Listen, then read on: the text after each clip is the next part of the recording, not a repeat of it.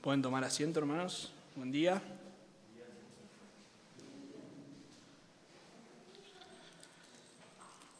Bien, les pido si me acompañan a 1 Corintios capítulo 15. Es el pasaje que hemos leído, que ha leído Nahuel.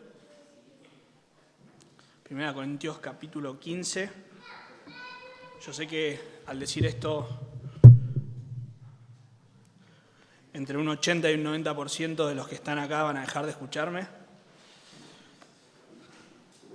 Pero la última vez que tuve la oportunidad de compartir con ustedes la palabra de Dios, vimos un versículo en Filipenses en 50 minutos.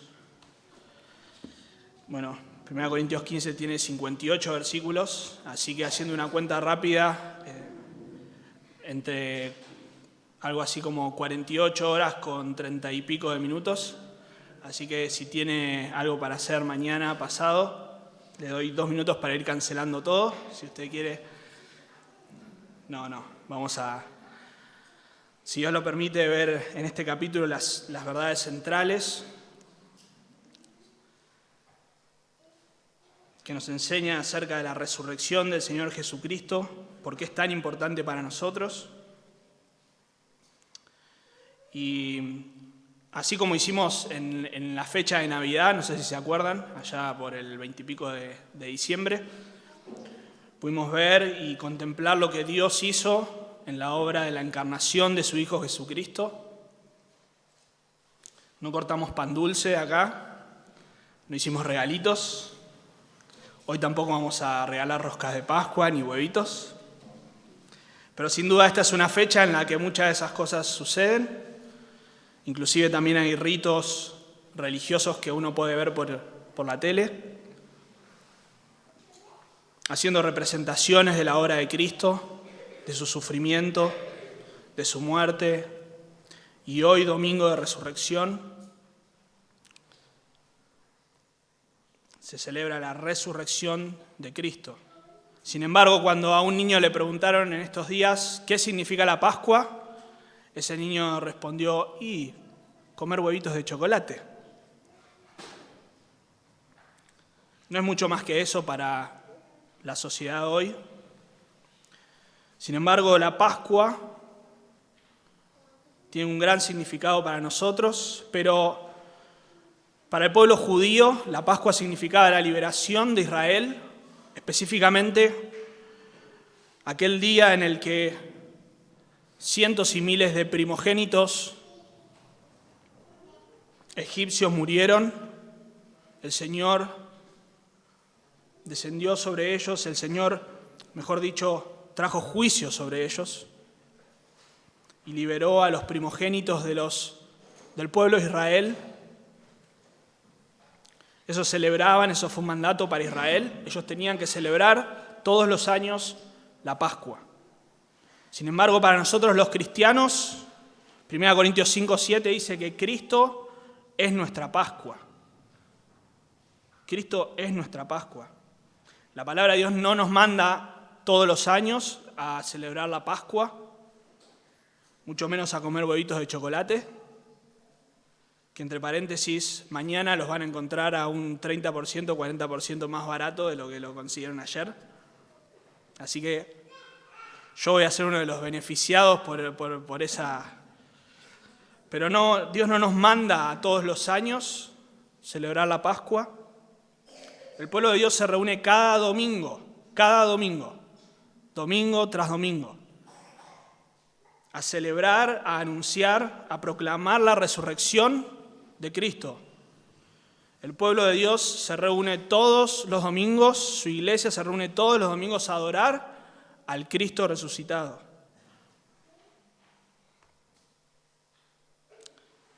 La resurrección de Cristo es un evento que sin duda diferencia a la fe verdadera con el resto de las religiones, o mejor dicho, con las religiones, con las filosofías. Y sin duda, si uno va a la tumba de Mahoma continúa ahí, por ahí sus enseñanzas perduran, nuevos discípulos se agregan a sus creencias, pero Mahoma sigue en la tumba. Si uno visita la tumba de Buda, Buda está aún en la tumba. Si uno va, hablando de filosofías, a la tumba de Karl Marx, bueno, él sigue en la tumba. Si uno va a la tumba de Confucio, él sigue en la tumba. Sin embargo, Cristo ha resucitado, por lo tanto su tumba se encuentra vacía. Y cada domingo anunciamos esta verdad. Ahora, ¿qué importancia tiene la resurrección de Jesucristo para la fe cristiana? Como dijo un teólogo, un abogado también, la resurrección de Jesucristo y el cristianismo permanecen en pie o caen juntos. La resurrección de Jesucristo y el cristianismo permanecen en pie o caen juntos, no se los puede separar. Por eso, a la luz de este texto vamos a ver que la resurrección de Cristo no es un tema adicional al cristianismo, no es algo que podemos estar de acuerdo o no. No es algo que podemos darle una importancia inferior a la que tiene. La resurrección de Cristo es central para el Evangelio de las buenas nuevas del Señor Jesucristo. Y esto nos tiene que afirmar, esto debe afirmarnos en la fe, no solamente aquellos que aún no han creído en el Evangelio deben creer en esta verdad, sino que también los creyentes debemos arraigarnos aún más en la verdad de la resurrección y las implicancias que tiene para nosotros. Por eso vamos a ver hoy la centralidad de la resurrección de Cristo y vamos a ver tres aspectos de la resurrección de Cristo. Vamos a ver en primer lugar la centralidad de la resurrección en el mensaje apostólico, en el mensaje del Evangelio que predicaron los apóstoles.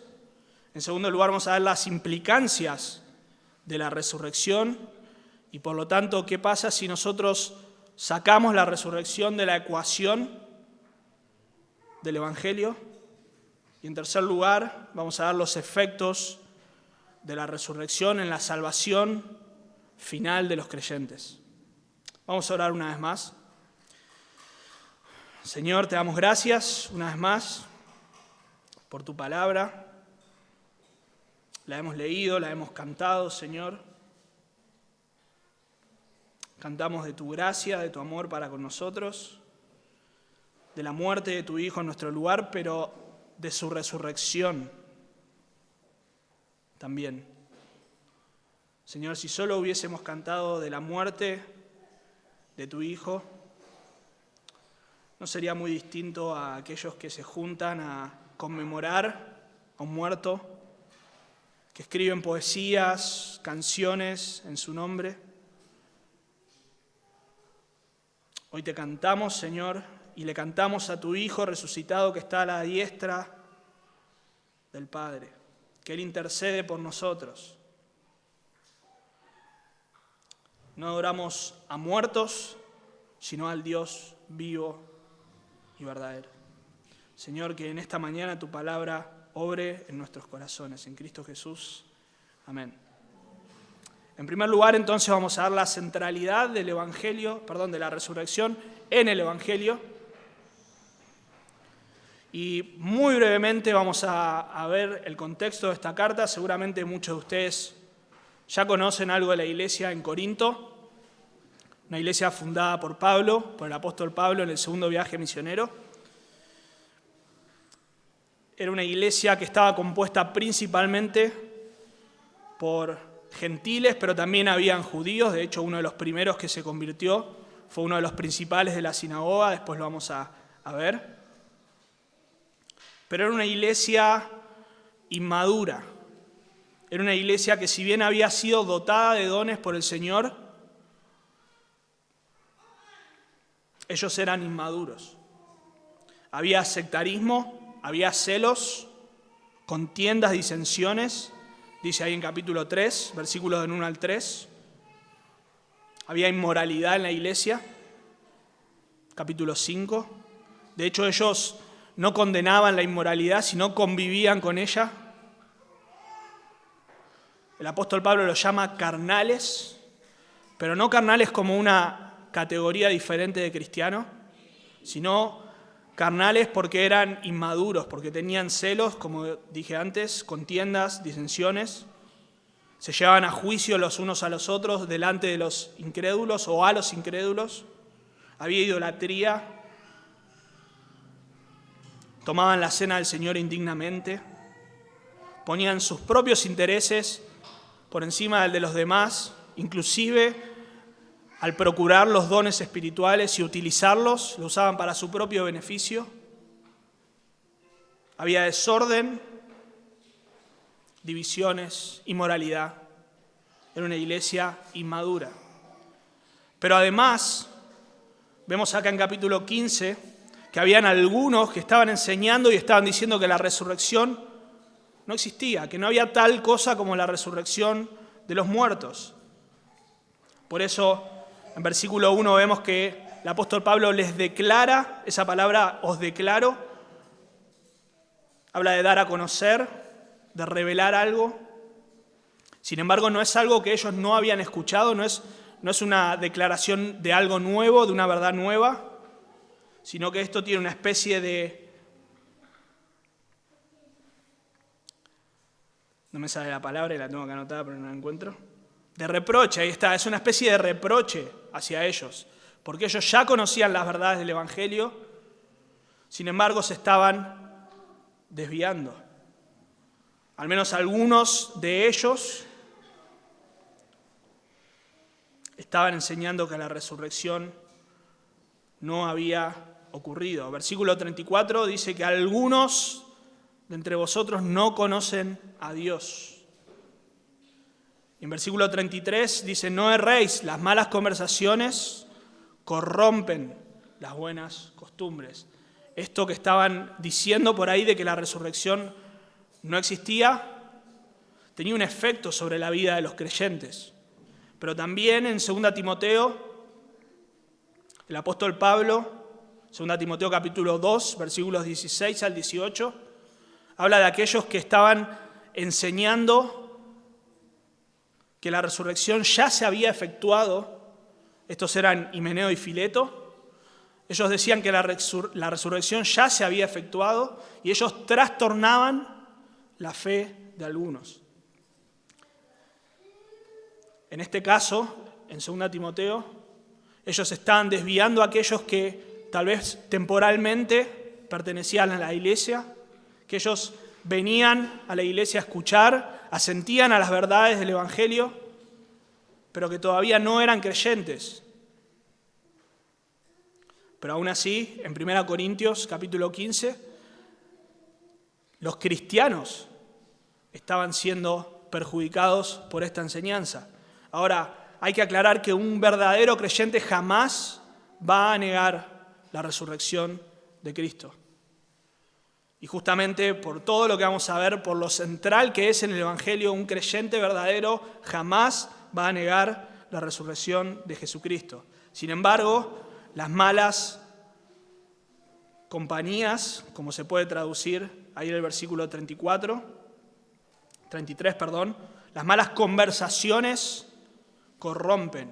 Esa palabra conversaciones también se puede traducir como compañías. La influencia de ellos estaba corrompiendo la práctica de los creyentes. Por eso Pablo les recuerda la centralidad de la resurrección en el mensaje que ellos recibieron. Fíjense ahí en versículo 1, el Evangelio que os he predicado. ¿Cuál es el mensaje del Evangelio que ellos escucharon? Bueno, en Hechos 18, cuando Pablo llega a Corinto, dice que él discutía en la sinagoga, como solía hacer, todos los días de reposo, y persuadía a judíos y a griegos. Pablo principalmente predicó en las sinagogas testificando a los judíos que Jesús era el Cristo. Hechos 18:5. Ahora, esta declaración testificando que Jesús era el Cristo No es que él solo decía eso, iba por ahí diciendo Jesús es el Cristo, Jesús es el Cristo, Jesús es el Cristo. No, eso es una síntesis del mensaje del Evangelio. Él, por supuesto, como hacía en cada lugar, utilizando el Antiguo Testamento y las palabras del Señor Jesucristo, les enseñaba todas las verdades del Evangelio, y lo mismo había hecho en Corinto.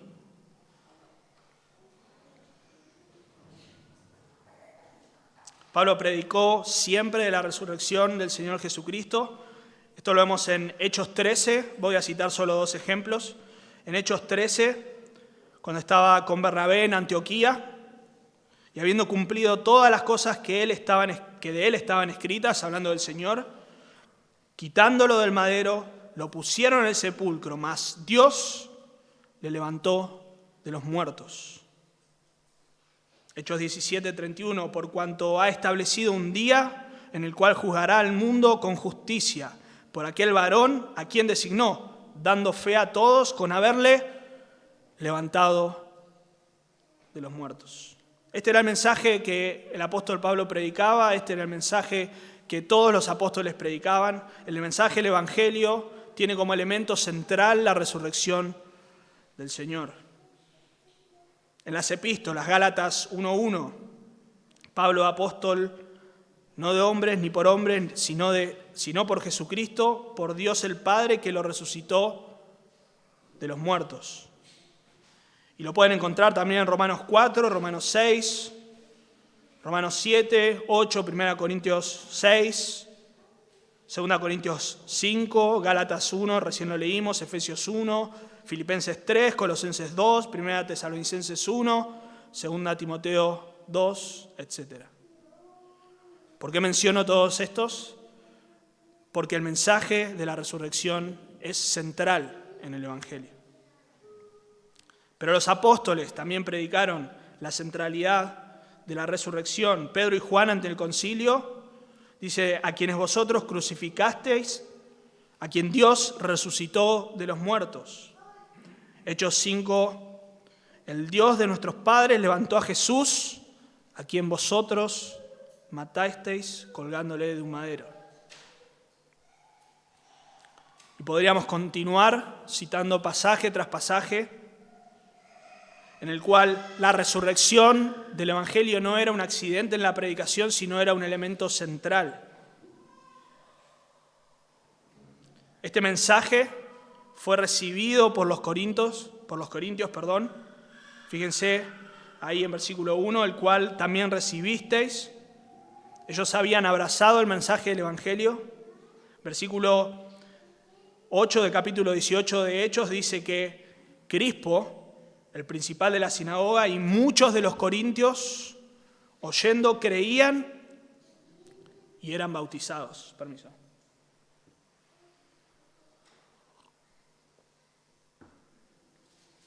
Al oír el Evangelio ellos creían y eran bautizados.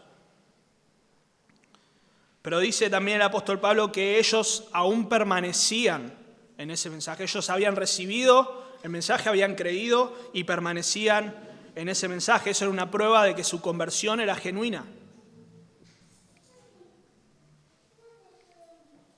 Pero también esta fe genuina se iba a evidenciar si ellos continuaban permaneciendo, por el cual, en el versículo 2, asimismo, si retenéis la palabra que os he predicado, sois salvos, si no creísteis en vano.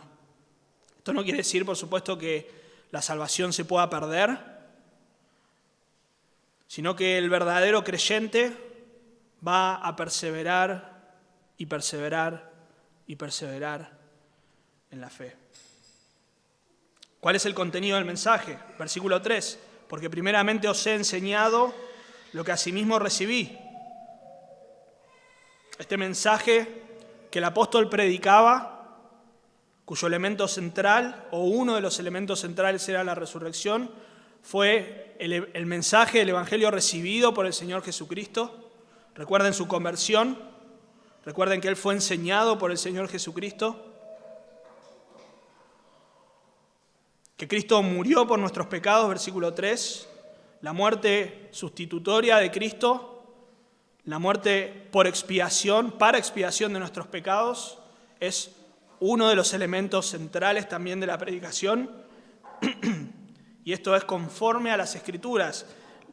El Antiguo Testamento anunciaba que el Mesías iba a venir en forma de humano, como dice Filipenses capítulo 2, en forma de hombre, que iba a morir por los pecados de su pueblo y que iba a resucitar para justificación.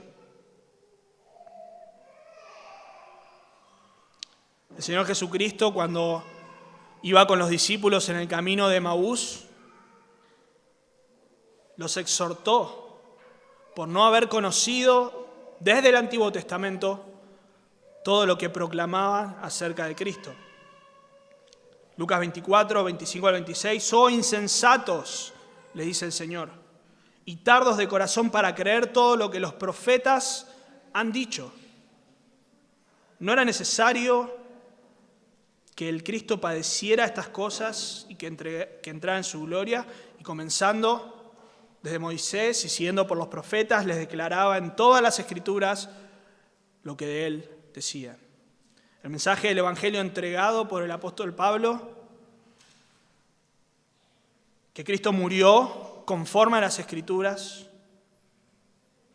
que fue sepultado y que resucitó al tercer día conforme a las Escrituras. El Antiguo Testamento no solo anunciaba la muerte de Cristo para expiación de los pecados, sino también su resurrección. Hechos 2:24, al cual Dios levantó, suelto los dolores de la muerte, por cuanto era imposible que fuese retenido por ella, porque David dice de él, y cita el Salmo 16. Otro salmo, Salmo 30, Salmo 118, Oseas 6, anunciaban la resurrección de Jesucristo. Y este mensaje que fue predicado, que fue aceptado, que fue creído por los corintios, también es el mensaje que fue verificado. Habían evidencias de que el Señor había resucitado. El mensaje del Evangelio no fue entregado por una nube, por un ángel que vino y dijo, bueno, muchachos, esto es lo que pasó con Jesús, la cosa fue así. El Señor resucitado apareció a sus discípulos y a más de 500 a la vez. Y esto tiene un elemento que es muy importante. En versículo 7 dice, después apareció a Jacobo,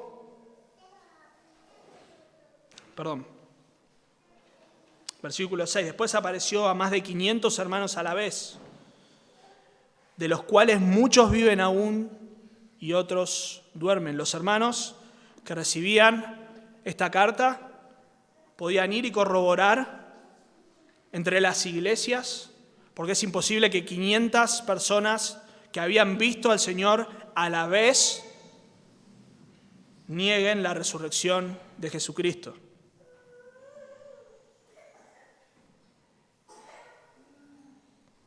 Dijo Lewis, el primer hecho en la historia del cristianismo lo constituye un número de personas que dice haber visto la resurrección. Si ellos hubiesen muerto sin hacer creer a nadie de este evangelio, jamás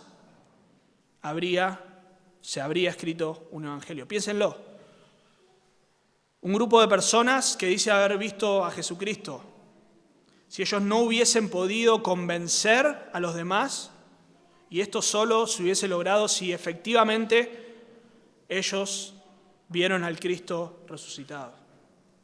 Más de 500 a la vez, Jacobo, Pedro, y por último dice, como un abortivo, se apareció al apóstol Pablo. El Señor Jesucristo se apareció al apóstol Pablo allá cuando iba a perseguir a los cristianos, y lo llamó, lo salvó, le encomendó el apostolado. El mensaje del Evangelio contiene un elemento que es central, que es la resurrección de Jesucristo. Predicado por los apóstoles, creído por los corintios, evidenciado por la resurrección y la aparición y la evidencia de los testigos oculares. Y esto nos lleva a una exhortación, que es examinar nuestra propia predicación, de qué manera nosotros predicamos el Evangelio, de qué manera nosotros anunciamos el Evangelio. No podemos dejar de enfatizar la importancia y la centralidad de la resurrección de Cristo. No podemos amedrentarnos a la hora de predicar el Evangelio, a la hora de predicar el Evangelio completo, como es. Y díganme ustedes si no les ha pasado que a la hora de predicar, en el momento de hablar de la resurrección, así como le pasó al apóstol Pablo, dijeron, bueno, ya los vamos a escuchar. Hasta acá todo muy lindo, pero resurrección de los muertos, dale. El otro día en la examinación, no sé si recuerdan, Miguel Aguirre, hablando de la resurrección de los muertos, dijo algo así: la gente está dispuesta a aceptar muchas de las cosas del cristianismo. Eso quiere decir que mucha gente está dispuesta a aceptar la moralidad, la ética del cristianismo, algunos ritos religiosos tal vez, pero la mayoría de las personas no está dispuesta a aceptar la resurrección de Jesucristo, la resurrección de los muertos y la resurrección de Jesucristo. Este es el mensaje del Evangelio, no podemos diluirlo. Si queremos predicar el Evangelio para que personas se salven, no podemos diluir el mensaje. Cristo es el Cristo que murió por los pecados, pero resucitó en victoria. Ese es el mensaje del Evangelio. En segundo lugar, vamos a ver las implicancias de la resurrección. ¿Qué pasa? Haced esta pregunta: ¿qué pasa si sacamos de las páginas de la Biblia la resurrección de Cristo? Y el apóstol Pablo dice ahí en versículo 12, pero si se predica que Cristo resucitó de los muertos, ¿cómo dicen algunos de vosotros que no hay resurrección de los muertos?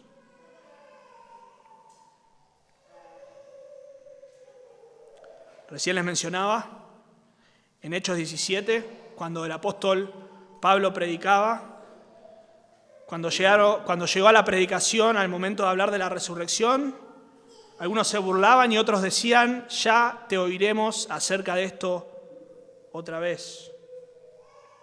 Posiblemente este mismo sentir estaba influenciando a los corintios.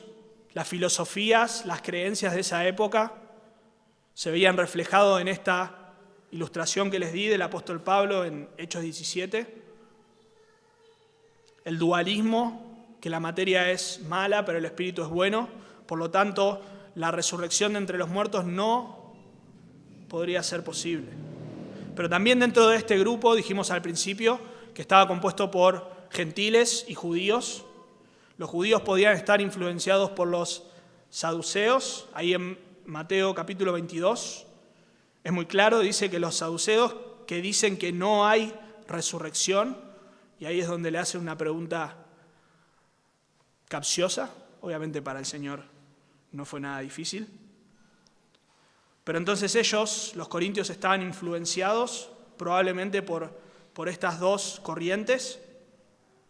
Es probable que no nieguen que no existía ningún tipo de resurrección, sino que lo que negaban era que la resurrección sea física y corpórea. Es decir, ellos afirmaban probablemente que había una resurrección espiritual, como en 2 Timoteo, Pablo le dice a Timoteo que algunos enseñaban que la resurrección ya se había efectuado. Bueno, se referían a esto, a una resurrección mística, espiritual, pero no física. Porque si no hay resurrección, de los muertos, tampoco Cristo resucitó. Ahí está la implicancia, la principal. Si no hay resurrección de entre los muertos, Cristo entonces no resucitó. Ahora pensemos qué significa esto, qué repercusiones tiene. ¿Qué pasaría si sacáramos la resurrección de Jesucristo del Evangelio? Si Cristo no resucitó, y ahí nos va a dar 7 implicancias, que por otro lado son catastróficas, no son superficiales, son catastróficas. Si Cristo no resucitó, vana es nuestra predicación, una predicación vacía, sin sentido. Esta palabra vana, cuando se refiere a objetos, obviamente está hablando de algo que no tiene contenido. Pensamos en una botella vacía, pero cuando se refiere o cuando se usa en sentido figurado, habla de algo sin sentido, que no tiene propósito, carente de resultado. Como hemos visto, la resurrección de Cristo tiene un lugar central en el mensaje del Evangelio, pero si la retiramos, ¿qué sentido tendría predicar? ¿Para qué predicar el Evangelio? Si Jesús todavía estuviera en la tumba, ¿qué sentido tendría predicar de la gracia del Señor Jesucristo? Así le dice Pablo en 1 Corintios 1, versículo 3. Gracia y paz a vosotros, de Dios nuestro Padre y del Señor Jesucristo. ¿Cómo podemos recibir gracia de un muerto? ¿Qué sentido tiene predicar de la victoria de Cristo sobre la muerte? ¿Qué sentido tiene tratar de persuadir a la gente a que crea y confíe en un hombre que puede salvarle? Decimos, es el poderoso Salvador. Pero si está en la tumba, ¿dónde está el poder? Si un simple pedazo de madera, como usamos ahora, en aquel tiempo no era así, si un simple pedazo de madera logró retenerlo, ¿dónde está el poder? ¿Dónde está la victoria? ¿Para qué vamos a predicar el Evangelio? Vana es la predicación, pero vana también es la fe. Es una fe vacía, sin sentido.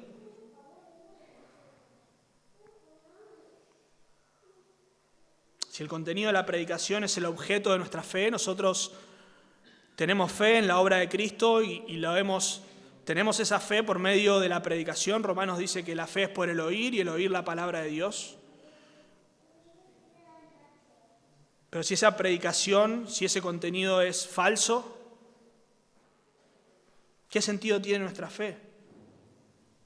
¿Qué diferencia hay entre nuestra fe y la de los paganos? ¿Qué diferencia hay entre nuestra fe y la de aquellos que adoran a un pedazo de madera, a un pedazo de yeso? Es lo mismo. ¿Qué diferencia hay entre nuestra fe y la de aquellos que esperan recibir ayuda de personas que ya han muerto, sus seres queridos? Y es muy normal que personas que dicen no creer en ningún tipo de más allá, en ningún tipo de ser supremo, pero cuando muere algún familiar, su madre, su padre, dicen, mi mamá me cuida desde el cielo. Se derrumbó todo. ¿Creías o no creías?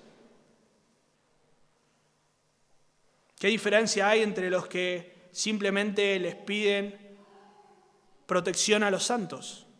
Que cuelgan ahí sus cositas pidiéndole protección. ¿Qué diferencia hay? Nuestra fe es igual. Si confiamos en la muerte, si confiamos en el poder de alguien que está muerto, es exactamente lo mismo. Es una fe vacía, sin sentido, carente de veracidad. Hermano, pensá por un momento, aquello que sostiene tu vida, aquello que te sostiene en tiempos de dificultad,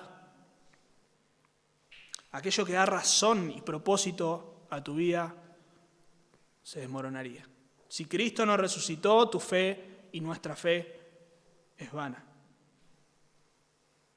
Y somos hallados falsos testigos de Dios porque hemos testificado de Dios que le resucitó a Cristo, el cual no resucitó, si en verdad los muertos no resucitan. Esta frase de Dios, falsos testigos de Dios, es posible que tenga el sentido objetivo, y lo voy a explicar, es posible que se refiera a que son testigos acerca de lo que Dios hizo levantando a Cristo de entre los muertos, pero también es posible que tenga el sentido posesivo, es decir, somos falsos testigos en nombre de Dios. Bueno, cualquiera de las dos formas aplica. Si Cristo no resucitó, efectivamente los apóstoles estaban dando un falso testimonio de lo que Dios había hecho. Y si Cristo no resucitó, eran falsos testigos de Dios, porque Dios los puso como apóstoles, porque Cristo los puso como apóstoles. Si Cristo no resucitó, la cuarta consecuencia, permaneceríamos todavía en nuestros pecados. Aún estáis en vuestros pecados, versículo 17. Pablo llama santificados a los corintios. Ellos eran creyentes, si bien algunos de entre ellos, algunos que estaban en la iglesia no eran creyentes y estaban diciendo que Cristo no resucitó. Pablo les llama creyentes, santificados. Ellos habían sido lavados por la sangre de Cristo. 1 Corintios 6, 11. Pero si Cristo no resucitó, olvídense de eso. Sus pecados no han sido perdonados. Romanos 4, 25 dice, el cual fue entregado por nuestras transgresiones y resucitado para nuestra justificación. Si Cristo no resucitó, no hay justificación. Después continúa en capítulo 5, justificados pues por la fe, tenemos paz para con Dios por medio de nuestro Señor Jesucristo. Si no hay versículo 25 del capítulo 4, no hay versículo 1 del capítulo 5 de Romanos. Si Cristo no resucitó, todavía somos deudores por nuestros pecados. La resurrección de Cristo es la garantía de que Dios aceptó el sacrificio perfecto de Jesucristo por los pecados de los hombres. Es por eso que Dios puede perdonar pecados sin comprometer su santidad ni su justicia. Pero si Cristo no resucitó, el hombre que moría en la cruz lo hacía por sus propios pecados, porque la paga del pecado es la muerte. Si Cristo no resucitó, eso que estaba intentando hacer en la cruz no hubiese sido efectivo. El sacrificio no hubiese sido acepto delante de Dios. Los pecados de los hombres jamás podrían ser perdonados. Fíjense qué trágico. En quinto lugar, los creyentes que murieron estarían todavía en el infierno. Todos aquellos que habían muerto con la esperanza de los pecados perdonados, de la justificación de sus pecados por la obra de Cristo, seguirían muertos. Esa frase, los que durmieron en Cristo, específicamente los que durmieron, es un eufemismo para hablar de la muerte. Por supuesto, lo vemos en 1 Tesalonicenses 4 también. Y los que durmieron en Cristo son los que murieron con su fe puesta en Jesucristo. Ellos seguirían muertos, seguirían por el mismo camino que iríamos nosotros, la condenación. En sexto lugar, seríamos creyentes miserables. Miserables. Versículo 19, somos los más dignos de conmiseración de todos los hombres. Piénsenlo al revés. Piensen como venimos viendo de manera inversa. Cuando muramos, vamos al infierno, como todos los que ya murieron, si Cristo no resucitó. Nuestros pecados no han sido perdonados ni lo serán, si Cristo no resucitó. Tenemos una fe falsa y vana, pero vivimos por ella. Basamos nuestra vida en una fe vana. Somos falsos testigos de Dios y aún así predicamos el Evangelio. ¿Para qué? Es absurdo. Todas aquellas burlas que nosotros recibimos hoy como cristianos serían más que justificadas si Cristo no resucitó. ¿Para qué venía a la iglesia? ¿Para qué vinimos hoy? ¿Por qué no nos quedamos viendo el TC 2000? O el partido del PSG, no sé. ¿Por qué no te quedaste con tu familia en tu casa, comiendo rosca, tomando unos mates?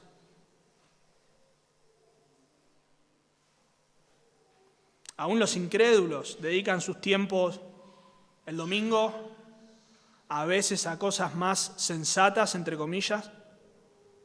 Pasan tiempo en familia, se juntan a comer ravioles, asados. Pero nosotros venimos a la iglesia todos los domingos.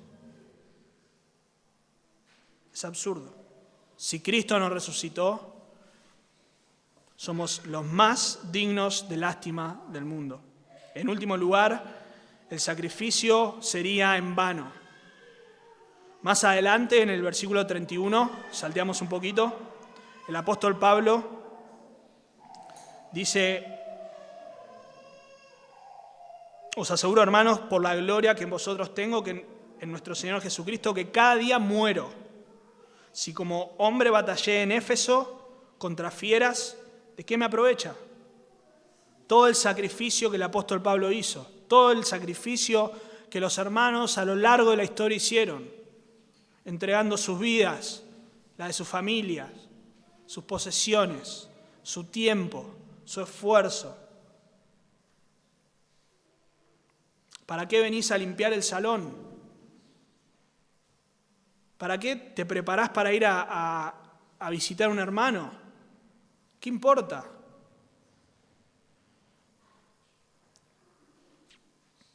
¿Para qué te preparás para tocar un instrumento, para estar en sonido, no sé, para lo que sea?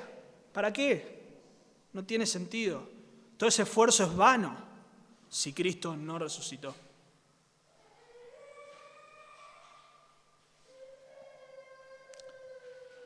Y esto trae como consecuencia algo gravísimo. Si los muertos no resucitan, comamos y bebamos, porque mañana moriremos. En este sentido, logro comprender a aquellos que sin Cristo desperdician sus vidas y que no les importa nada, porque pensá por un segundo qué sentido tiene ser una persona moralista, cuidarte, respetar a los demás, ser un buen ciudadano.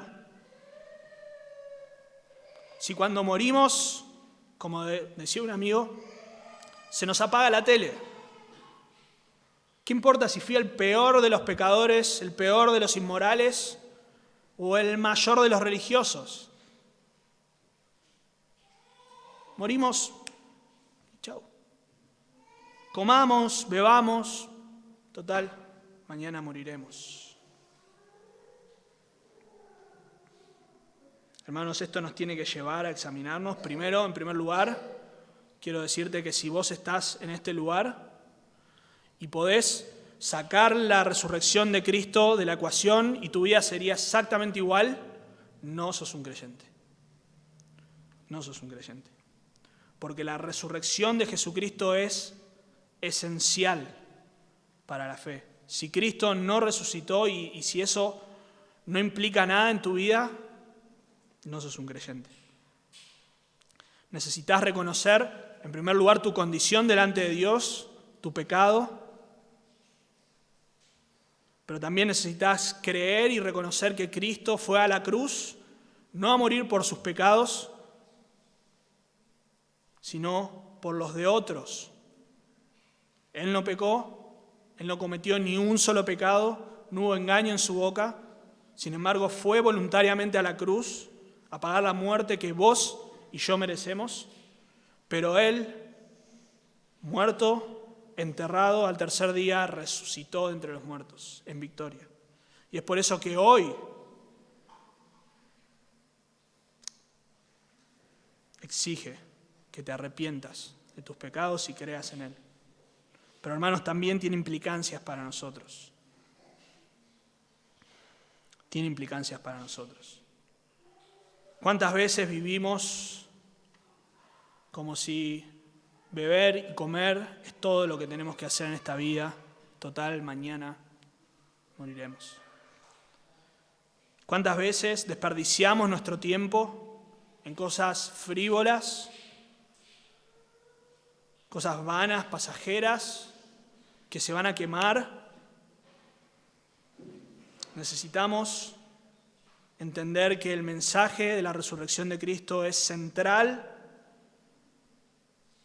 en el Evangelio y es central en nuestras vidas. Y vamos a ver muy rápidamente, en último lugar, los efectos de la resurrección en la salvación. Más ahora, versículo 20, Cristo ha resucitado de los muertos. Más ahora, Cristo ha resucitado de los muertos. La resurrección de Cristo hace posible nuestra resurrección. Cristo es las primicias, es el primero. Esa palabra habla de los primeros frutos de la cosecha que normalmente eran dados en ofrenda al Señor en Israel, en el antiguo pacto. Pero también habla de el primero de una serie. Cristo es el primero de la resurrección, pero no solo es el primero que resucitó, sino también es el primero por el cual todos los demás seremos resucitados. Él es el principio, el primogénito de entre los muertos, Colosenses 1. Jesucristo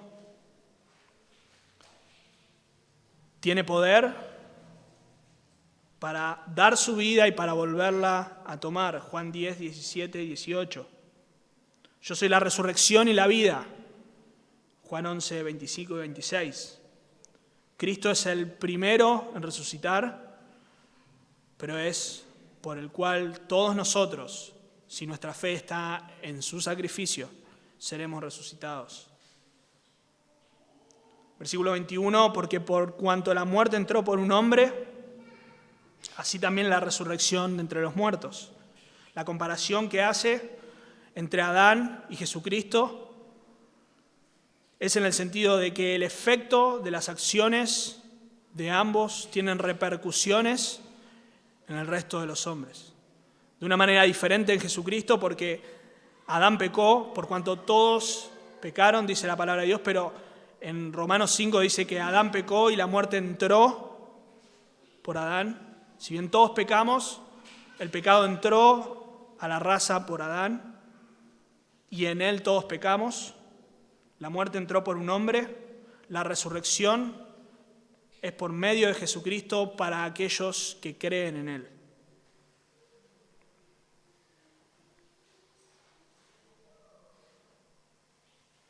Versículo 22, porque así como en Adán todos mueren, también en Cristo todos serán vivificados, no enseña que todo el mundo va a ser salvo independientemente de lo que hagan y de lo que crean.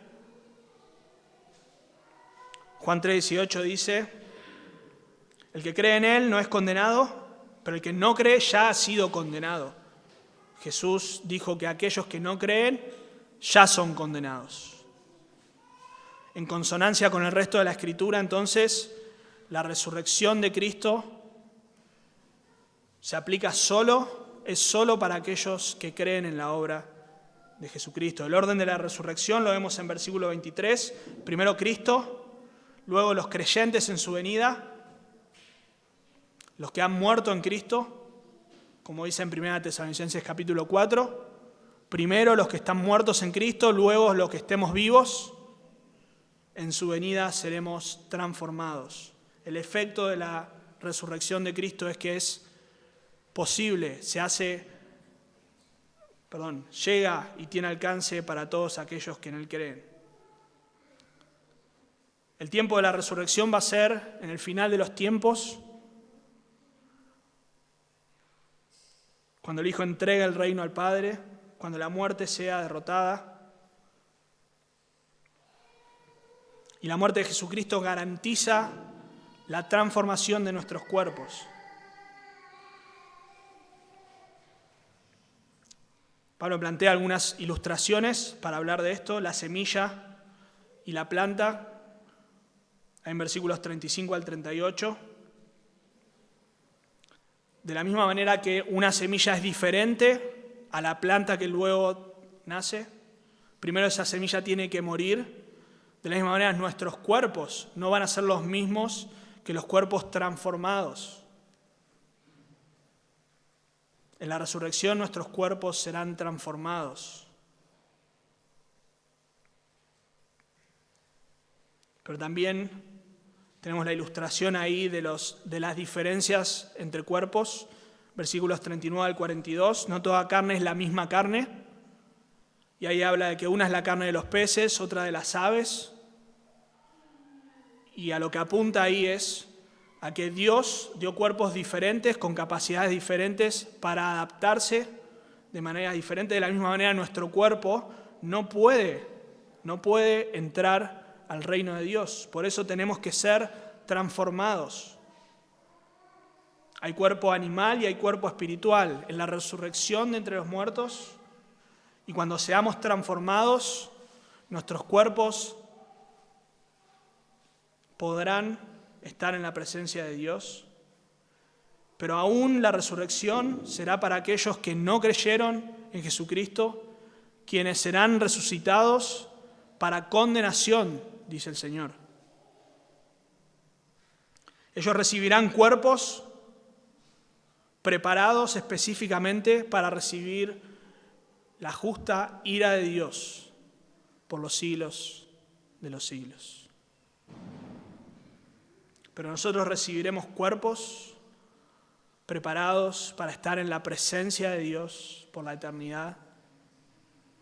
Cuerpos incorruptibles, que ya no verán la muerte, que ya no verán el dolor.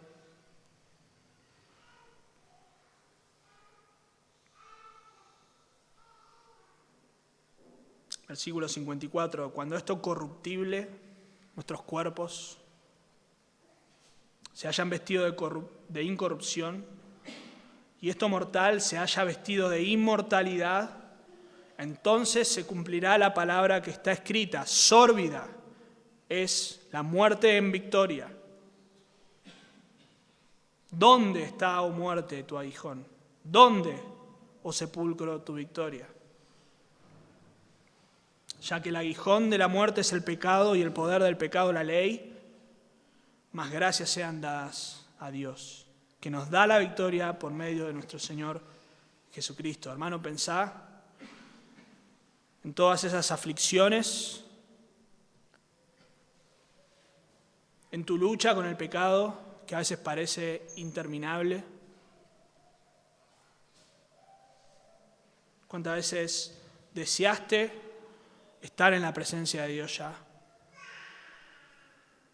¿Cuántas veces, cansado del pecado, dijiste: Señor, quiero estar en tu presencia? No pensando en cometer un acto que atente contra nuestra vida, sino con el deseo de ya.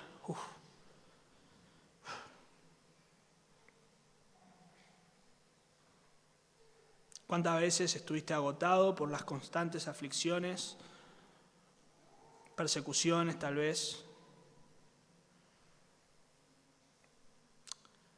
Pero encontramos al final de este texto una palabra de ánimo: la victoria es segura. Nuestros cuerpos, que son aquellos que nos atan, con los cuales luchamos contra la carne todos los días, nuestros cuerpos serán transformados, estaremos cara a cara con el Señor, ya no habrá muerte, ya no habrá dolor, no habrá pecado.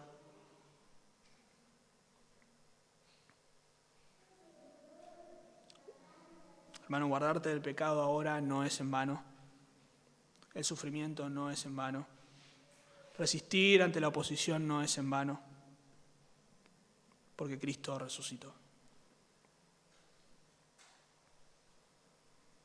Así que, hermanos míos, amados, estad firmes. Termina el versículo 58. Estad firmes y constantes, creciendo en la obra del Señor, siempre sabiendo que vuestro trabajo en el Señor no es en vano, porque Cristo ha resucitado. Oremos.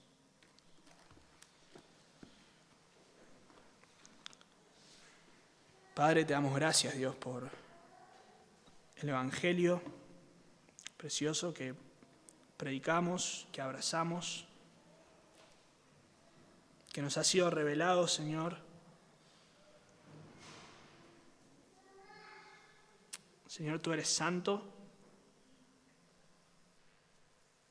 tú eres todo suficiente, Señor. No tenías necesidad ni de crearnos, ni de salvarnos. Pero tú decidiste, Señor, por el puro afecto de tu voluntad, por pura gracia, crearnos, redimirnos. Y, Señor, un día, todo esto que nos aflige, todo esto que nos limita, Señor, no alcanzar nuestros sueños, nuestras metas, nuestros propósitos, no, Señor, a agradarte. Todo aquello por lo cual tropezamos, pecamos, caemos, Señor, será quitado de en medio. La muerte no tendrá efecto y disfrutaremos de la vida. Y la vida es conocerte, Señor. A ti, el único Dios verdadero. Te damos las gracias y la gloria en Cristo Jesús. Amén.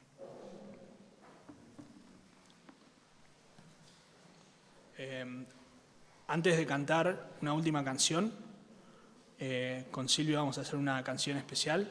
Tranquilos, no voy a cantar yo. Si usted conoce la canción y quiere cantar, por supuesto está invitado, no se limite.